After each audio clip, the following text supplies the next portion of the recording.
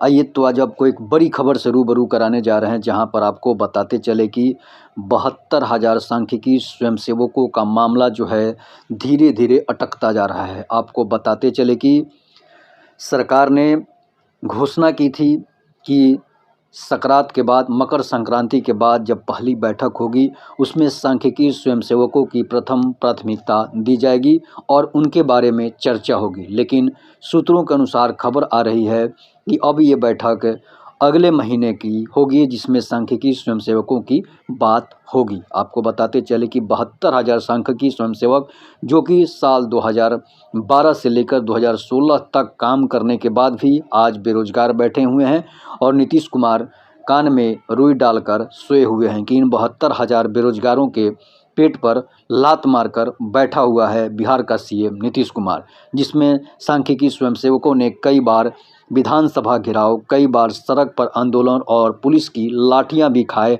लेकिन नीतीश कुमार के कानों तक जूं तक नहीं रेंगी और नीतीश कुमार आज भी चुपचाप वैसे ही बैठे हुए हैं जैसे कि उन्होंने पहले से ही मन बना रखा है। इसके बाद आपको बताते चले कि नीतीश कुमार की समाधान यात्रा में भी बेरोजगार 72,000 सांख्यिकी स्वयंसेवक अपनी बेरोजगारी का समाधान ढूंढने के लिए, अपनी बेरोजगारी का समाधान करने के लिए नीतीश कुमार की समाधान यात्रा में वो ज्ञापन सौंप रहे हैं। लगातार जिस जिले में उनकी सांख्यिकी स्वयंसेवकों की, जहां नीतीश कुमार जा रहे हैं, वहां पर सांख्यिकी स्वयंसेवक जो है उनको आवेदन और ज्ञापन दे रहे हैं। फिर भी नीतीश कुमार उस बात को अनसुना कर रहे हैं।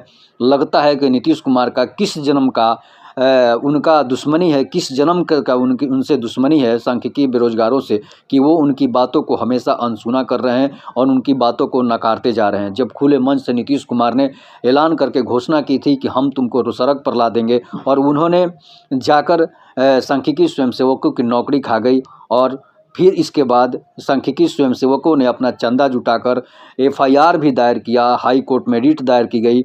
लेकिन सरकार की मनसा नियत जब ठीक नहीं होगी तो आप चाहे सुप्रीम कोर्ट चले जाए, चाहे हाई कोर्ट जाएं, लेकिन जज भी जो होता है सरकार के ही इशारे पर काम करता है। जिसमें जज ने, हाई कोर्ट के बेंच ने जो था, उसने घोषणा ये किया, उसने सांख्यिकी स्वयंसेवकों को ये कहा कि आपकी केवल उम्र सीमा में आपको छूट दी जा सकती है। इसके बाद जब भी बिहार सरकार में सांख्यिकी की बहाली आएगी तो आप उसमें 3 साल के लिए आपकी उम्र सीमा में छूट दी जाती है, आप उसमें काम आवेदन डालकर आप उसमें जॉब पा सकते हैं। लेकिन बिहार सरकार, अफसोस है कि बिहार सरकार आज तक सांख्यिकी स्वयंसेवकों की दोबारा बहाली नहीं निकाली, ना ही सांख्यिकी विभाग में किसी पद पर बहाली निकाली। तो बताइए, बेरोजगार सांख्यिकी स्वयं जिनकी उम्र पार हो चुकी है, जिनकी उम्र एक्सपायर हो चुकी है, वो अब कहाँ जाएं, किसके कहाँ नौकरी ढूंढे, जिनकी एज भी एक्सपायर हो चुकी है, नौकरी भी एक्सपायर हो चुकी है।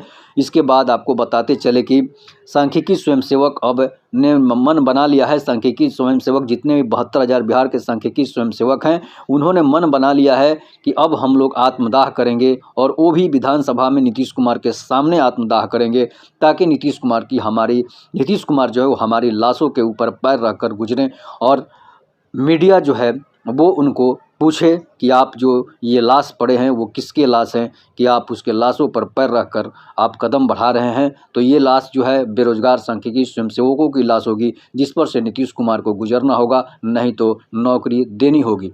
सांख्यिकी स्वयंसेवक मन बना लें कि हमें आत्मदाह करना है, हमें नीतीश कुमार के सामने मरना है, ताकि हमारी लाशों पर पैर रखकर नीतीश कुमार आगे बढ़े और वो जो हैं सांख्यिकी बेरोजगारों के ऊपर पैर रखकर आगे बढ़ें और सांख्यिकी बेरोजगारों की समस्या का समाधान नहीं करें। लेकिन सांख्यिकी स्वयंसेवकों को अब आंदोलन करना होगा, सांख्यिकी स्वयंसेवकों को अब आवाज़ उठानी होगी। नीतीश कुमार को आपको सामने से 2-2 हाथ करनी पड़ेगी, चाहे जान रहे चाहे नौकरी मिले, यही प्रण करना है। और सांख्यिकी स्वयंसेवक जो हैं वो आगे बढ़ें और अपने अधिकार, जब किसी को अधिकार नहीं दिया जाता है तो उस अधिकार को, उसके लिए अधिकार को पाने के लिए अधिकार किसी से छीनना पड़ता है। अगर आपको जैसे पहले के लोग जो थे उनको अधिकार नहीं था, लेकिन उन्होंने जब अपना अधिकार, जब देश आज़ाद हुआ, संविधान बना, तो भीमराव अंबेडकर ने यही कहा था कि आपको अपना अधिकार छीनना पड़ेगा। अगर आपको कोई हक नहीं देता है तो आपको अपना अधिकार छीनना पड़ेगा, जिससे ही आपको, तब जाकर आपको कुछ मिलेगी, नहीं तो कुछ मिलने वाला नहीं है। आप रेंगते रह जाइएगा, कुछ फ़ायदा होने वाला नहीं है। तब तक के लिए नमस्कार। आप देख रहे हैं रोड न्यूज़। जय हिंद, जय भारत, वंदे मातरम।